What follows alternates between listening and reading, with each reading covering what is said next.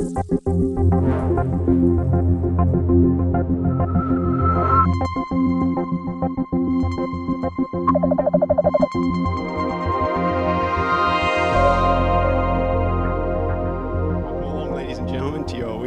seminar series. Today we're lucky enough to be joined by Rick Elphic, who's come across to us from NASA Ames. Rick got his BS in astronomy from University of Arizona in Tucson, and then he moved to LA where he got his master's and PhD at UCLA. Then he went and did a NRC postdoc at Goddard, where he worked on the International Sun-Earth Explorer 1 and 2, and the active magnetospheric particle trace experiment.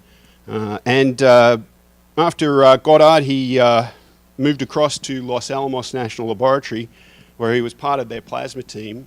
And during that time, he worked on Lunar Prospector and also on Mars Odyssey, and in particular on the neutron spectrometer instrument on Mars Odyssey.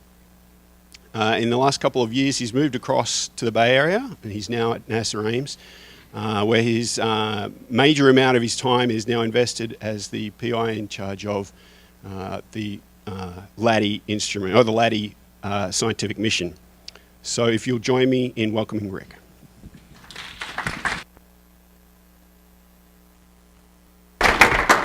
Thanks, Adrian. Where'd you get all that information from? Yeah, it's kind of scary. Yeah, thanks everybody for coming today. I want to tell you about a little mission that we're running out of Ames to be launched in 2013 that'll do, I hope, big science. This will be a new way of doing business for NASA, smaller, cheaper, and it was intended to be faster, but despite this graphic right here, LADEE will not be in orbit around the Earth. It will actually be in orbit around the Moon, but the graphic was so slick I decided it would be really nice to show it to you. Here's the outline for the talk. I'll introduce you to what LADEE is. It's Lunar Atmosphere and Dust Environment Explorer. The science background for it, which actually, interestingly enough, harks back to something that Alan Stern's very interested in. The payload, which consists today of 3 science instrument and 1 technology demonstration. I'll go into a little bit about the spacecraft itself, which is being developed at Ames across the 101. And also the launch vehicle, which is kind of interesting because it's a converted ICBM that we'll be using to get to the Moon. The mission profile, a little bit about how we get to the Moon and what we do when we get there. And then finally, just one slide on schedule and cost, because I don't want to show you all the dirty underwear at once. Okay, just some firsts about LADEE.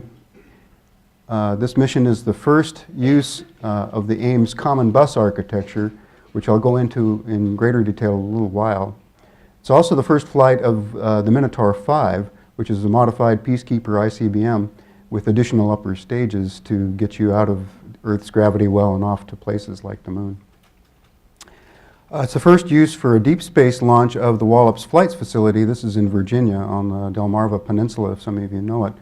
A lot of sounding rockets have been flown out of there in balloons and stuff, but this will be the first time we've actually flown a planetary mission out of that facility, so some firsts for them.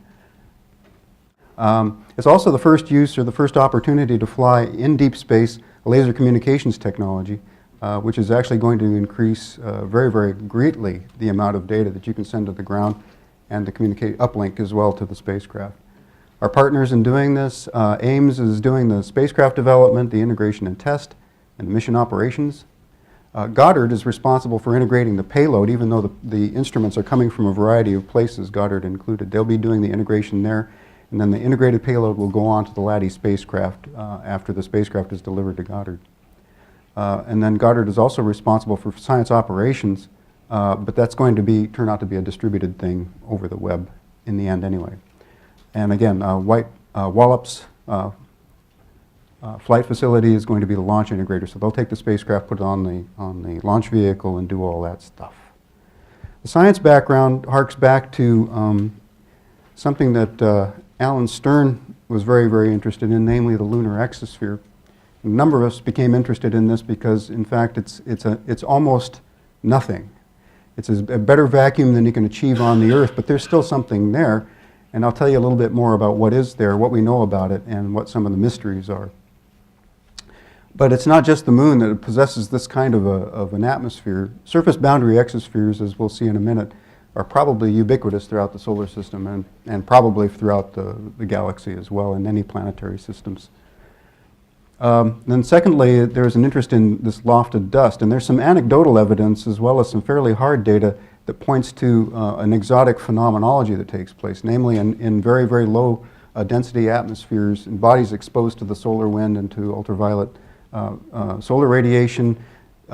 Dust grains may be charged and actually lofted off the surface. So actually you might get a suspension of dust in the lunar exosphere due to this process. However, it hasn't really been observed demonstrably yet, so this is one of the things that LADEE wants to look into. So in 2008, with Alan Stern at the helm of as AA of the Science Mission Directorate, an opportunity presented itself to fly a small mission to the moon to look into these two questions. And that's where LADEE got its start. But it's not without community support, and I'm just pointing here to three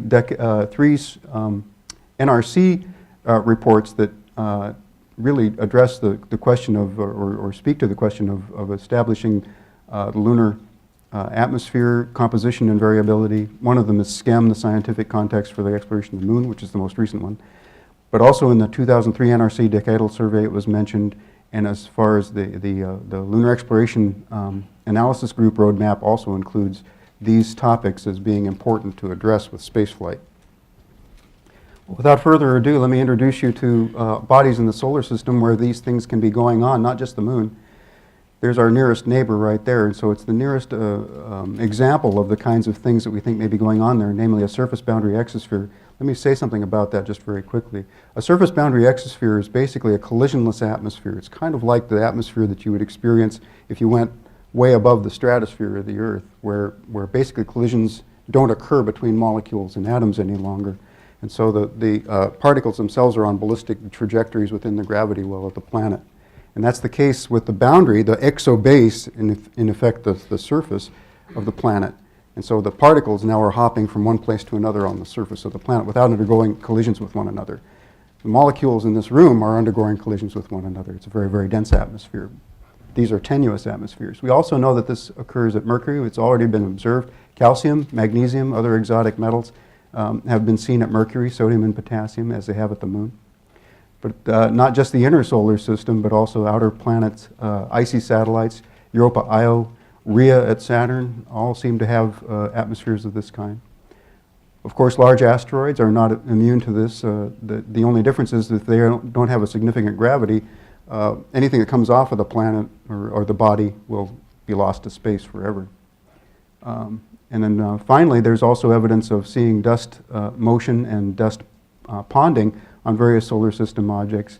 Again, getting back to this question of whether particles on the surface can become electrostatically lofted and sustained as almost a part of the exosphere above the body. So that's kind of the background and overview of the two things that LADEE is really meant to look at by going to Earth's nearest neighbor and checking it out. Well, it's not the first time we've been to the moon, obviously, and so back in the Apollo days, instruments were flown to the moon that looked at things like the presence of the atmosphere. And there wasn't much there, but one of the things they did see, against all the contamination that the astronauts in the descent stage and the LEM and stuff brought with it, was argon, argon-40. Argon-40 leaks out of the interior of the moon just because it's a daughter product of radioactive decay. So anywhere in the solar system there's uranium, there's going to be decay products of uranium, and thorium-40 happens to be one of those. And it leaks out of the surface in steady or unsteady ways. But the main thing is it changes as a function, its density in the atmosphere and its structure in the atmosphere changes as a function of time.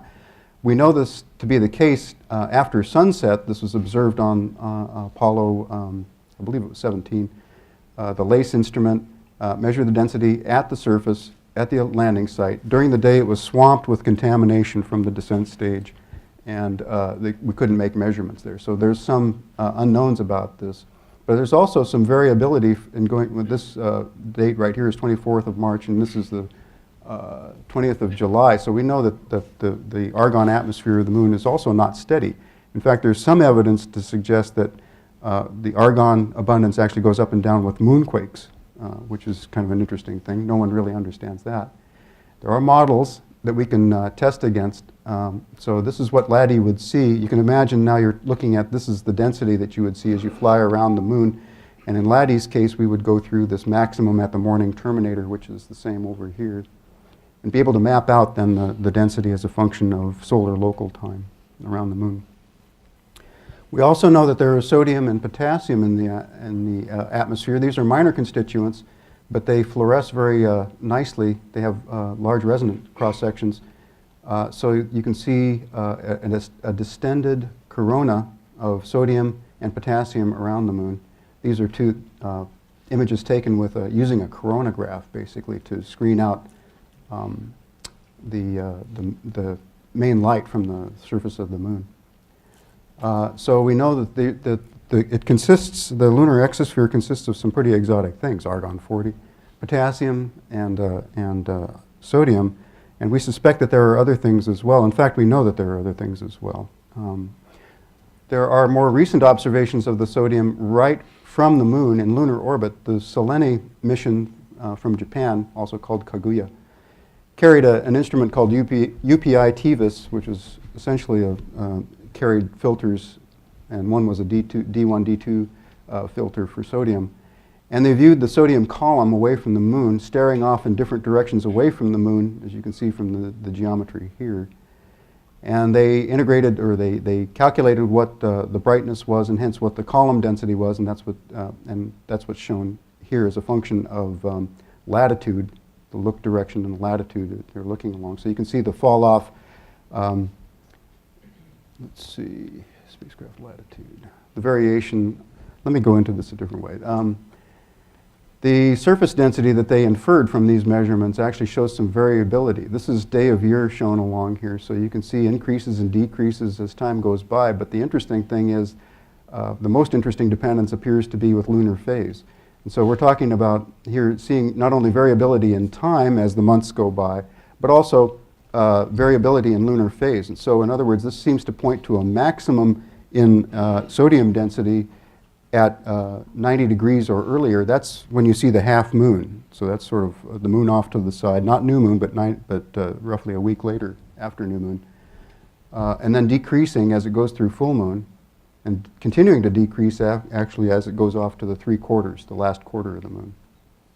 We don't understand that.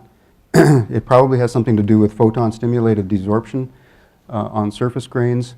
But again, this is something that LADEE will systematically check over the course of its mission. Another thing that the sodium tail, I'm focusing on sodium because it does a bunch of really interesting things. One of the things it does is it gets pushed around by the solar radiation. The resonance scattering process actually delivers momentum to the atoms. So the moon's sodium exosphere doesn't actually stay put, it blows away. And if at new moon, the sodium exosphere gets pushed away from the sun and gets gravitationally focused by the Earth, so that there's actually a comet tail-like feature back behind the Earth, and you can actually see this.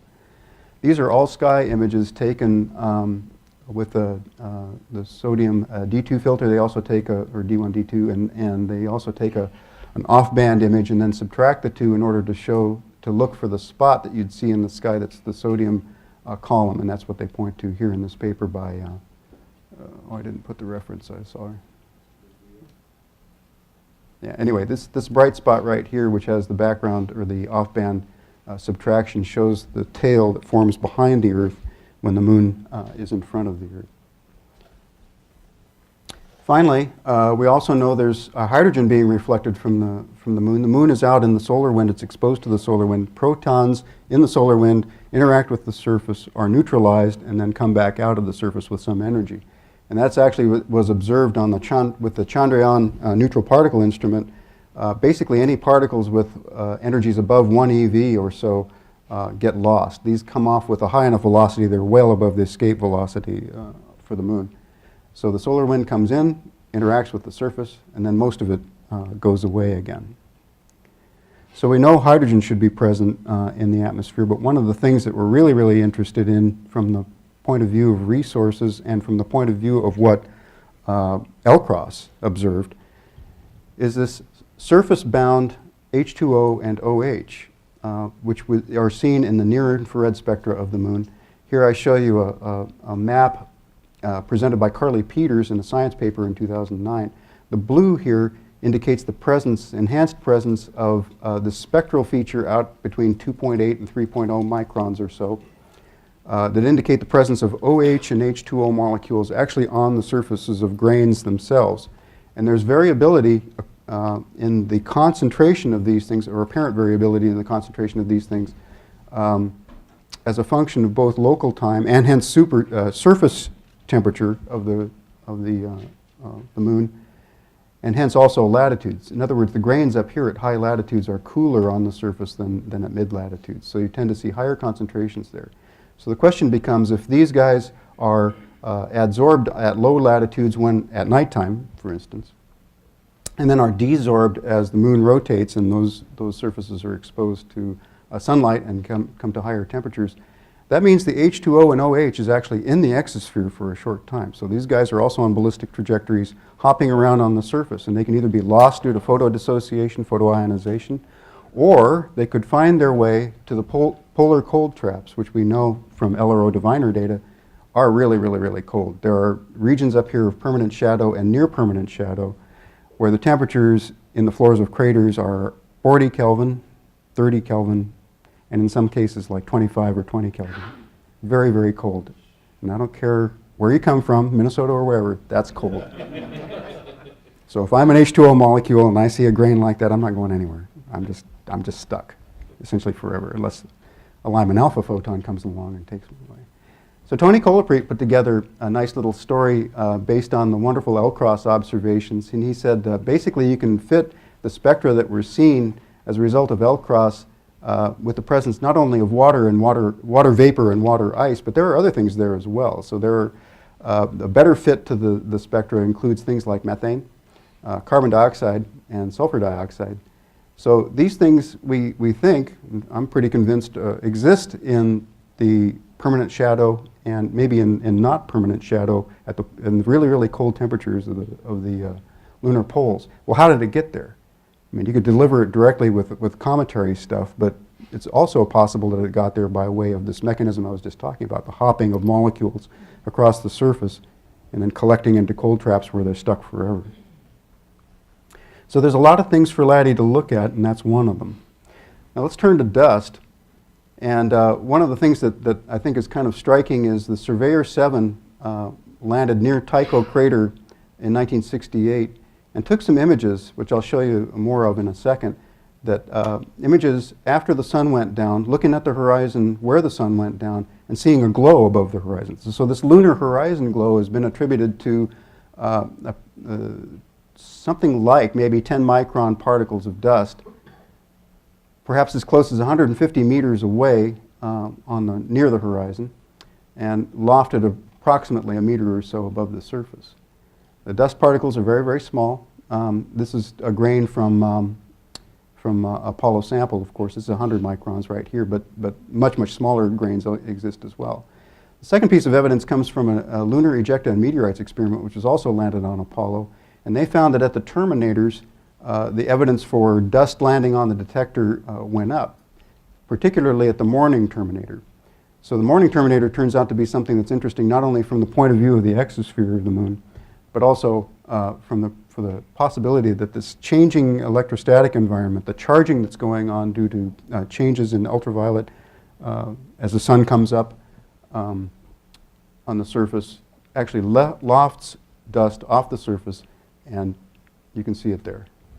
It lands on the surfaces again once the charging environment changes. This is a series of 4 images taken from Surveyor, separated by, in this case, about 14 minutes, 13 minutes, where you can see subtle changes in this horizon glow as time goes on. This is roughly an hour and 10 minutes or so later. So in the slow lunar sunset, you can see changes in the illumination of this dust. So is this actually dust dynamics taking place, or what's going on? So this is something that LADEE is meant to look into as well. This stuff that Surveyor saw was actually pretty close to the surface, but there's anecdotal evidence from the Apollo command module that you can see dust actually lofted to high altitudes. And so this is a sketch by Gene Cernan on Apollo 17. These glows above the horizon, some of this actually corresponds to the zodiacal light that you would expect to see after sunset. You can actually even see that from the Earth. But there are streamers and things like that that suggest the presence of shadowing due to surface features on stuff in the lunar exosphere. And this is either sodium emission or possibly forward scattering off of dust grains lofted off the surface. So this is one of the questions that LADEE is meant to look into as well.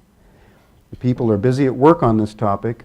This is from a paper by Tim Stubbs and his team at Goddard, where he's basically estimating the lunar horizon glow that we should expect to see on LADEE. And the second contribution here is this coronal and zodiacal light. Another contribution comes from sodium. And they've put all these different contributions together to look at what we ought to be able to see. And the upshot coming out of this is if we're careful, we really ought to be able to pull out the horizon glow given the models that exist in the literature today with the ultraviolet spectrometer, which I'll go into in a minute. So basically two objectives boil down from all this sort of survey of the status quo of the lunar exosphere and the possibility of lunar dust. And so our objective on LADEE, objective one, is to determine the composition of the lunar atmosphere, investigate the process that controls its distribution of variability, including the sources, sinks, and surface interactions. And the second objective is to characterize the lunar exospheric dust environment and to measure any spatial and temporal variability that and the impacts on the lunar atmosphere of them if the dust is actually there at LADEE altitudes. So now let me talk about the payload that was selected for LADEE to accomplish these scientific tasks. As I mentioned earlier, there are three science instruments.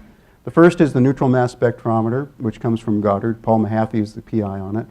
And it's a direct derivation of an instrument that was flown on Contour.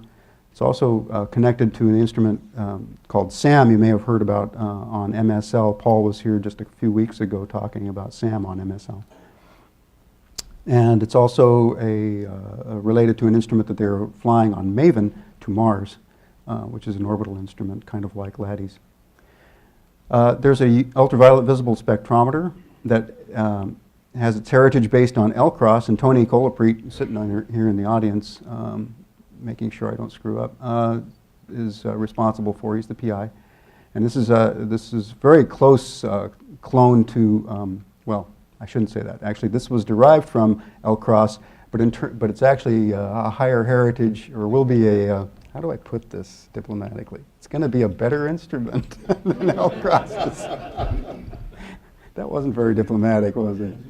Yeah, it's actually going to be qualified to a higher standard than LADEE actually is, which will be good for the future.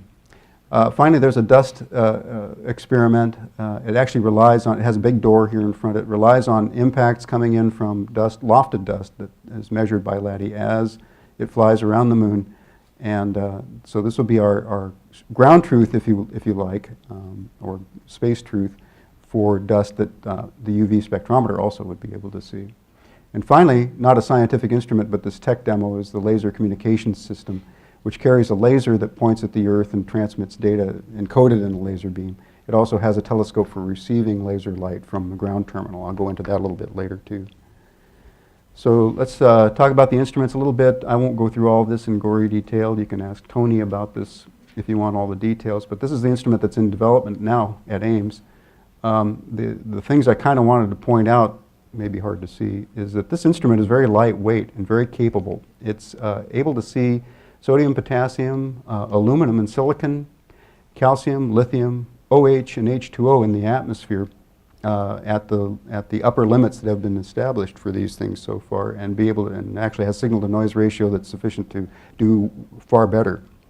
It's also able to look at the lofted lunar dust at the levels of 10 to the minus 4 particles per cc. That's 100 dust particles per cubic meter if they have scale sizes of like 100 nanometers or so.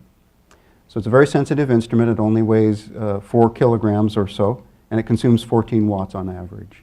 So this is a very nice thing. This was not originally on the very first manifestation of the LADEE payload, and the science definition team became convinced that this sort of instrument was necessary in order to really round out all the different measurement types, both dust and the exosphere.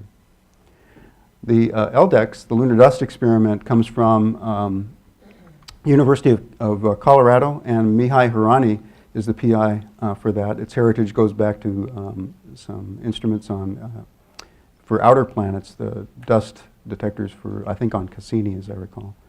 But this is a special design because we don't have the luxury of seeing dust at very, very high velocities. The orbital velocity around the moon is only 1.6 or 1.7 kilometers per second.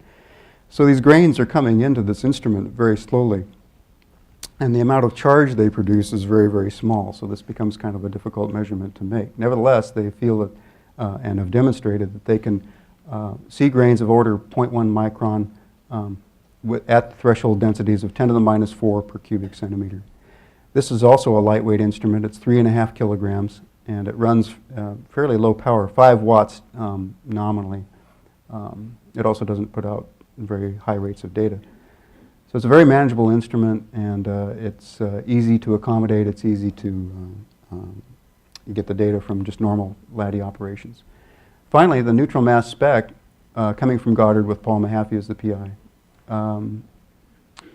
This is a larger instrument, and it measures the in situ atoms and molecules coming into the instrument at LADEE altitudes, at 50 kilometers, which would be our nominal altitude, or lower.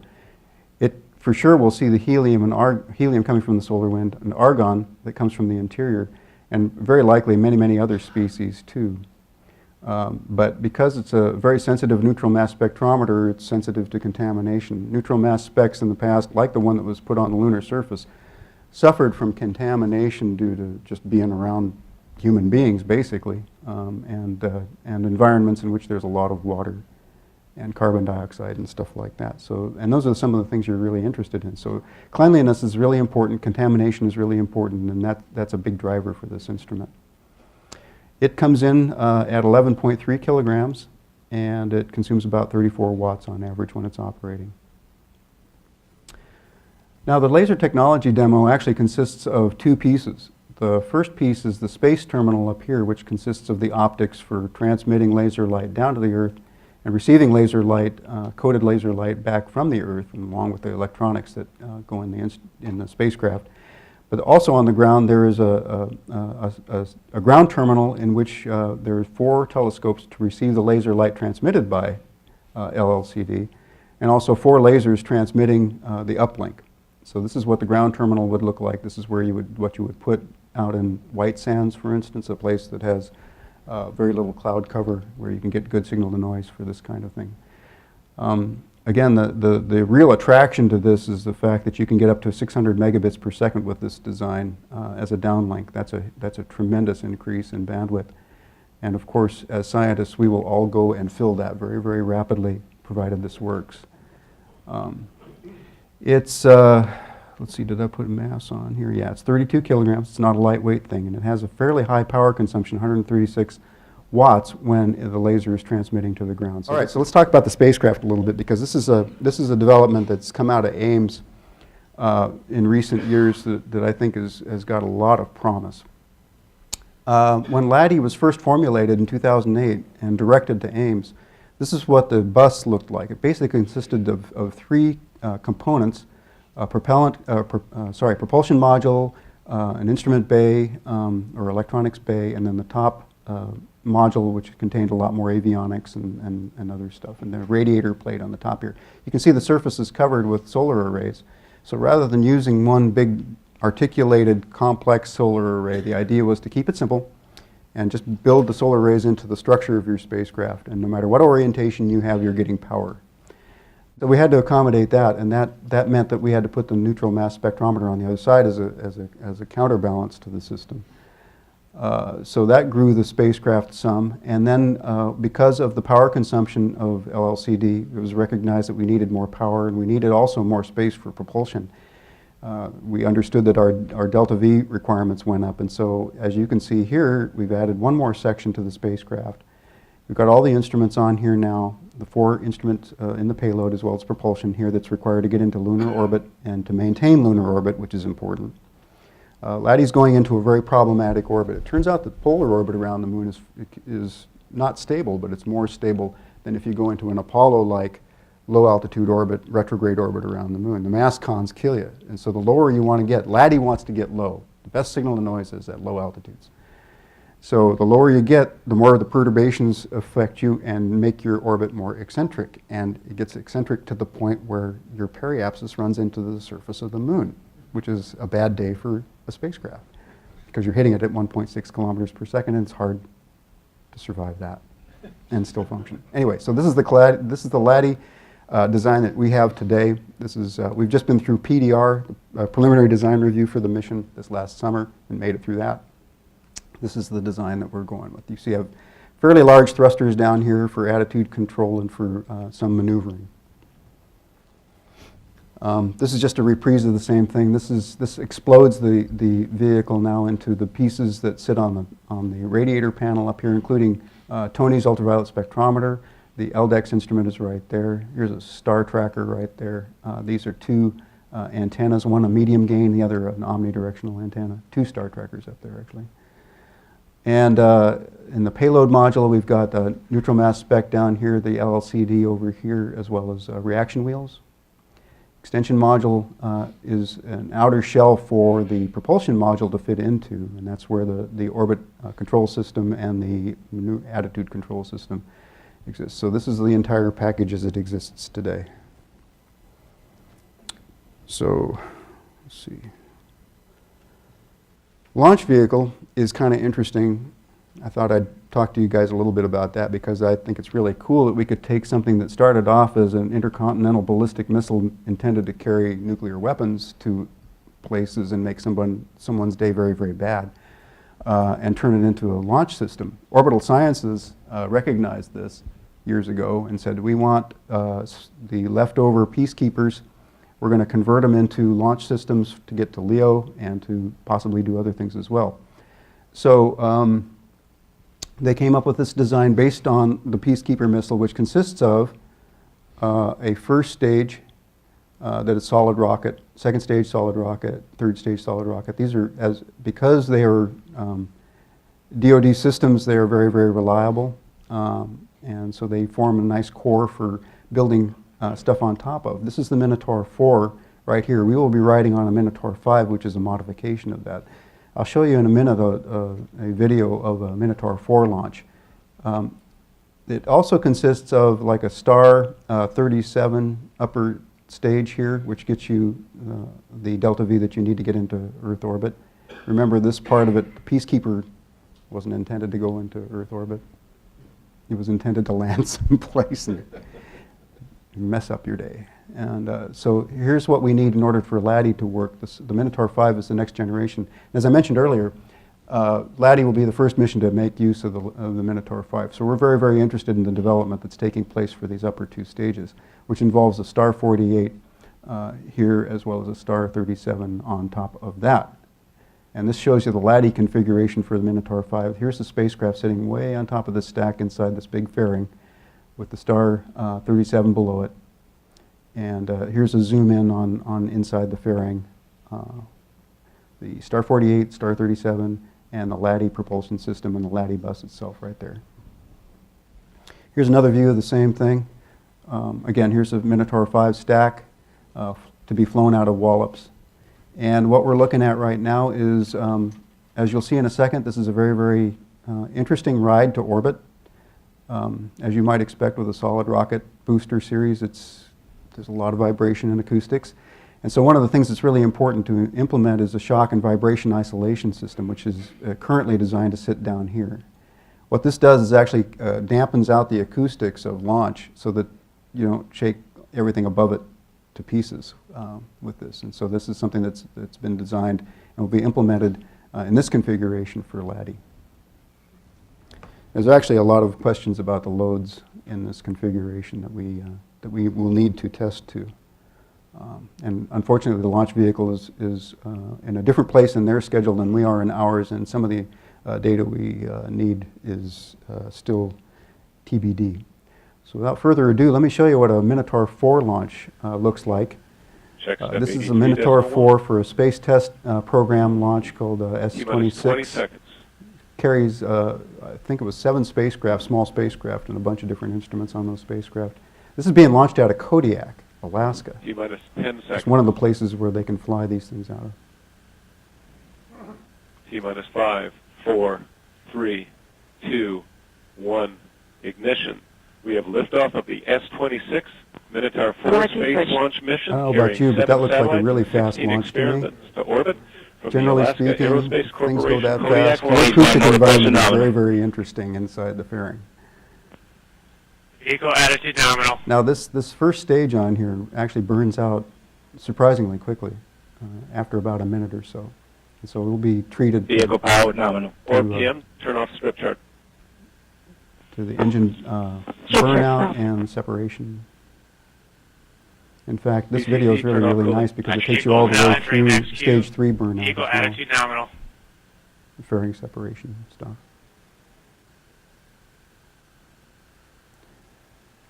Things are pretty noisy Now inside the coming up fairing on at this stage point. 1 SEP, stage 2 ignition event, which occur approximately AOS 57 Cordova assets. seconds. Copy that, OD. Check step 2.1, AOS Cordova. So shortly there's We have confirmed shutdown stage 1 and stage 2 the ignition. separation took place, and you'll see in a minute here the first stage falling away. It's got its own little plume there. T3 has severe plume. And now this thing really gets going. It's picking Vehicle up attitude speed. nominal. And you'll see from the plume that it's also ascending in altitude very, very rapidly as the plume expands. So this is a really quick ride to orbit, at least this Stage 2 phase of the motor boost. pressure nominal. So plume is thinning out here. You can see it's going up into the higher altitudes of the atmosphere. Density's going down. Vehicle attitude nominal. For the Next payload, expected event, one of the stage hardest 2 SEP, places stage is 3 actually the ignition separation event at T shocks plus that 1 take minute, place 55 seconds. as the pyro stuff fires at to separate the vehicle from one piece A from piece B. The shock can be substantial. It's an explosion, basically. So there's this stage 2. Step, stage 3 ignition, stage 3 motor pressure nominal. So it's running on stage 3 now. Vehicle attitude nominal. Next expected event is And fairing these are the words we separation. hope to hear when LADEE goes up to. Everything nominal.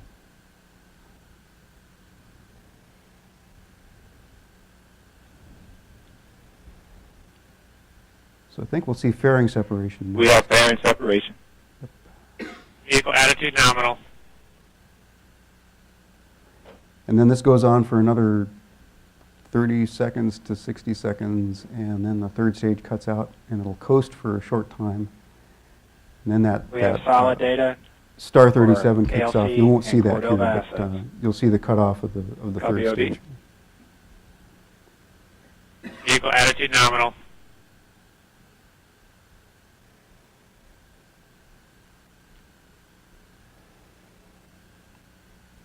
So it appears to disappear. T plus 3 minutes and counting. Appears to disappear.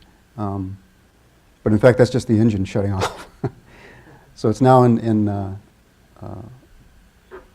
not in orbit, but it's high enough so that 4 now launch you can vehicle has take over achieved with the the required Star velocity 37. to reach a nominal insertion apse of 649 So at this point, we would be kilometers. 2 stages away from actually getting into the orbit that we want on LADEE.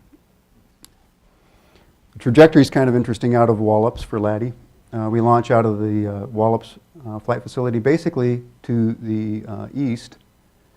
And you can see here all the different stage separations and stuff like that. Stage 2 fires up here. Stage 3 over here. And so this carries us down across the Atlantic in the Great Circle route, you can imagine. Coming down over the west coast of Africa in this case, and this is something that's a range safety issue because we're still firing, and it's possible that stuff is, well, in the worst case scenario, things could fall down on Africa. That would be a bad day for the State Department and the rest of us. However, I don't think this is a big issue. No one's really making a lot of noise about it.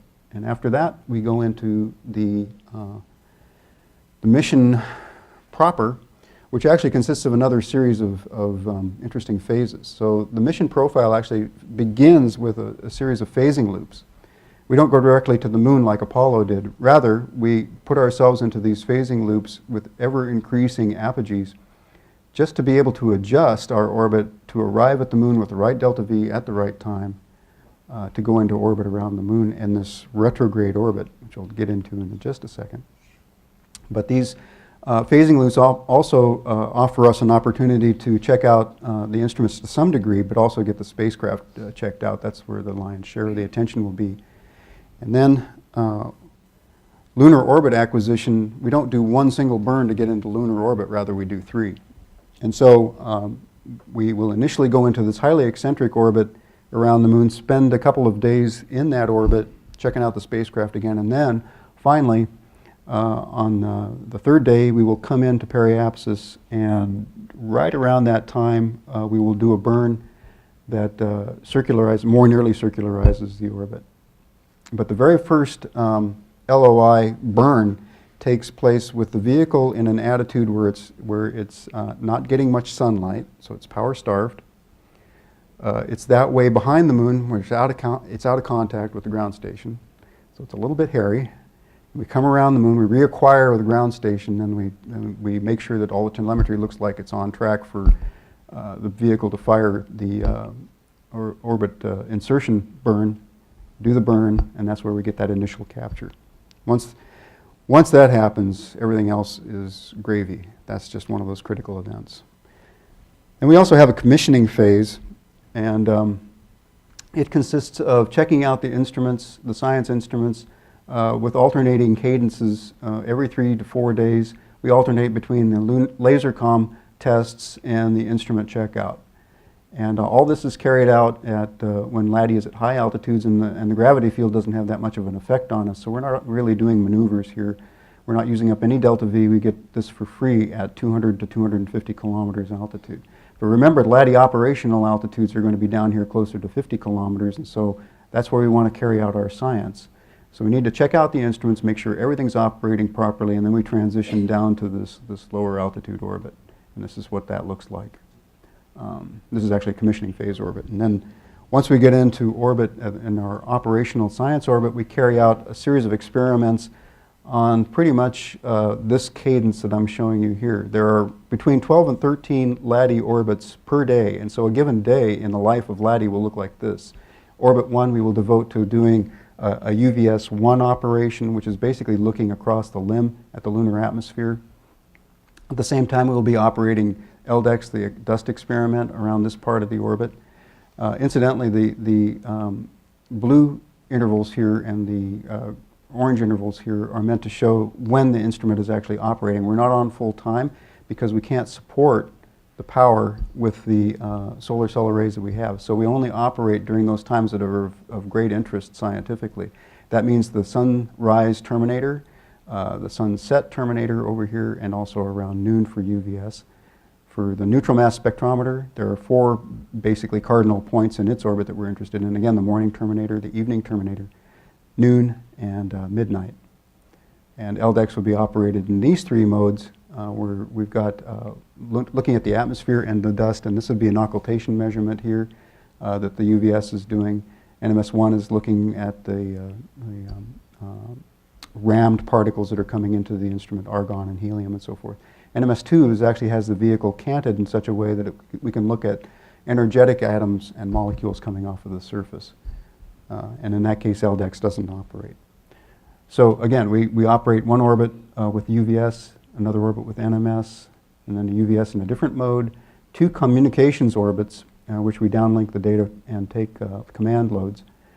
There's a margin orbit in this design, and then we follow up with another series of 3 operations later, roughly 12 hours apart. And again, margin orbits are in there. If these are available, we will put science operations in there. But it's also recognized that we will need to be doing maneuvers as well. Finally, the end of the mission is called the decommissioning phase, and this is the phase during which gravity wins. We run out of delta V, run out of fuel, and as I mentioned to you earlier, the mass cons will torque the orbit in such a way that your periapsis altitude goes below the surface of the moon, and that's the end of the mission. Our only constraint from planetary protection point of view is that we will land on the far side in order to avoid legacy sites like Apollo, Luna, Surveyor, Luna Cod, I guess, really landed sites. But in the process of going through these ever lower periapsis altitudes, we will be getting good science data on the way. And so that's one of the things we want to make sure of, is we're constantly maintaining our measurement cadence through this time. All right, this is the last slide. We are currently slated to launch in May of 2013. Of course, we may see delays in this because of continuing resolutions and all the impacts that the NASA budget always has. The overall mission cost for LADEE is a very respectable number of $236 million. This is compared against some very much larger numbers for planetary missions I can mention. One goes by the name of MSL. But that's a really big rover, and this is a little tiny spacecraft. So it's two different things. The payload, the actual price of the payload consists of is $37 million. Spacecraft itself, with all the stuff going into it, including procurements of commercial parts and stuff, space qualified commercial, it's about $75 million. Launch vehicle itself, some of these costs are shared with the Air Force, $63 million. That's pretty cheap for a launch vehicle to get you to the moon. And the rest of it, all the hard work and everything, the project management, systems engineering, safety and mission assurance, science, yours truly, the payload management, mission ops, ground system development, integration and test, and EPO, let's not forget about that, comes in for the remainder of the difference between that price tag and the sum of those guys. So again, this is a small mission, limited duration. Our mission duration is 100 days in lunar orbit doing the science we want to do. It's a small spacecraft. It's meant to be cheap. It uses commercial parts, space qualified commercial parts as much as possible, uses a high heritage payload, and comes in at a reasonable amount of money, less than $250 million, which is pretty good for a planetary mission. So that's all I have to say about LADEE today. If you have any questions, go ahead and ask. Thanks.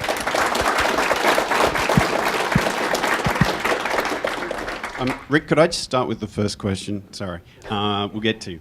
The decommissioning phase, you didn't have a time along the bottom. Was that intentional? You don't know how long that period will be? That was probably just a mistake on my part. I believe that, hold on a second here. Those would be days. Okay, so a couple of weeks or a month or something.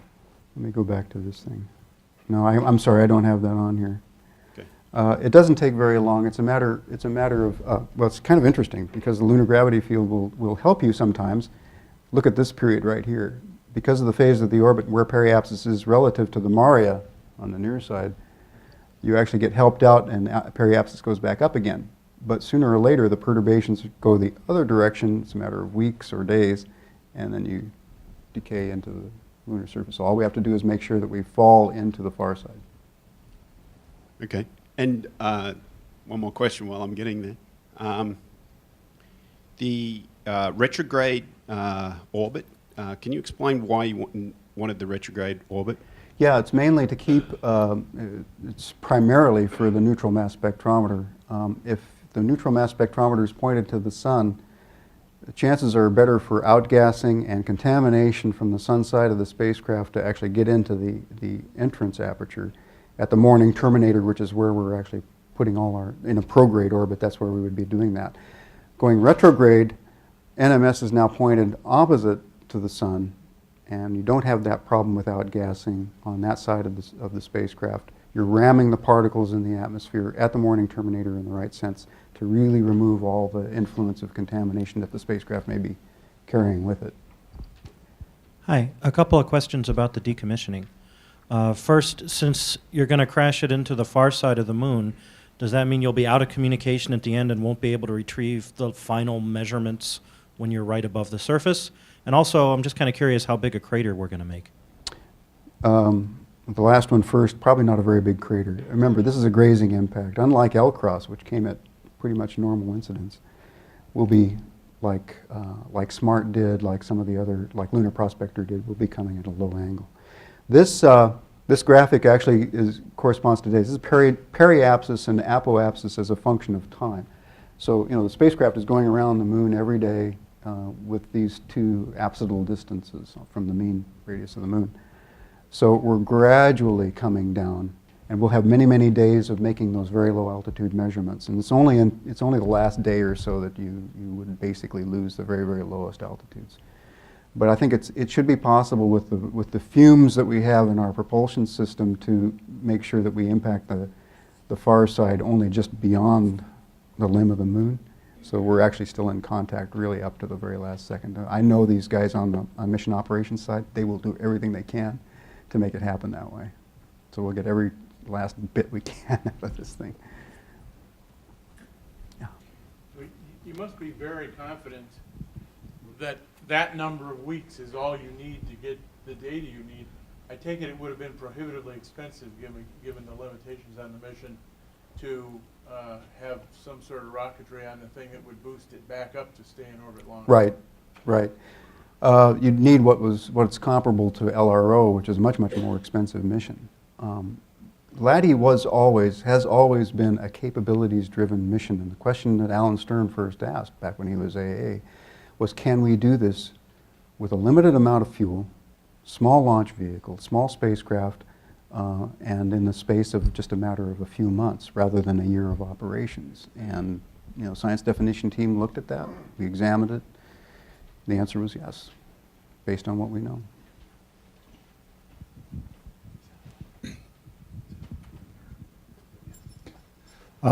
Your laser communication system, are you going to possibly have that hooked up as a redundant backup in case you have a failure with the main comm? There's no plan to do that now. Frankly, there's much, much higher risk of LLCD not working than the main comm system on the spacecraft. I mean, these are flight qualified communication systems. Everything we could on LADEE, everything we could do commercially with qualified stuff that's been flown before is what we're doing here. We're not doing development of our own. That's what keeps the costs down. So originally we talked about using laser comm for a second downlink, and right now there's no plan to do so. Presumably you're talking about measuring very small numbers of atoms and molecules and stuff. What about contamination from the thrusters itself? Yeah, that's a concern. As you fly by the plume, as you fly by a previous orbit. Yeah, that's a concern.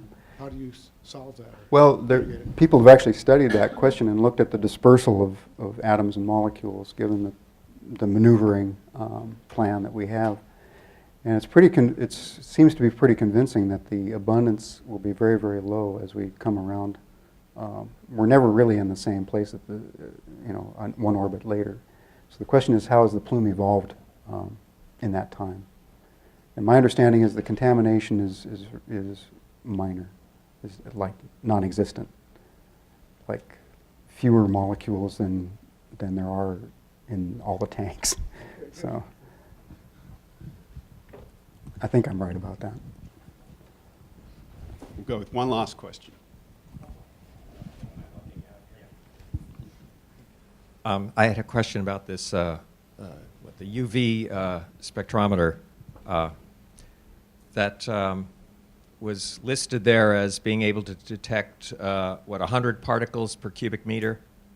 And it seems strange. The thing is looking out, and so it would be actually sampling a column density rather than a volume density. Is that correct? Yeah, that's right. So it's the integrated column that it would be sensitive to. So the dust is forward scattering or back scattering solar light, and it's the collective column at that density that they would be sensitive to. Does that make sense?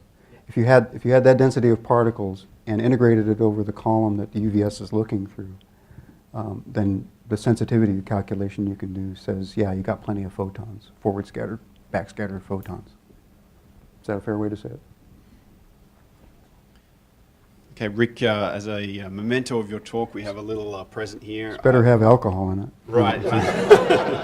You won't need it after headquarters gets on the phone. Do I get my own SETI mug? Yes, it is. It's a SETI mug hidden here. So if you'll all join me in thanking Rick for his gift. Thank you.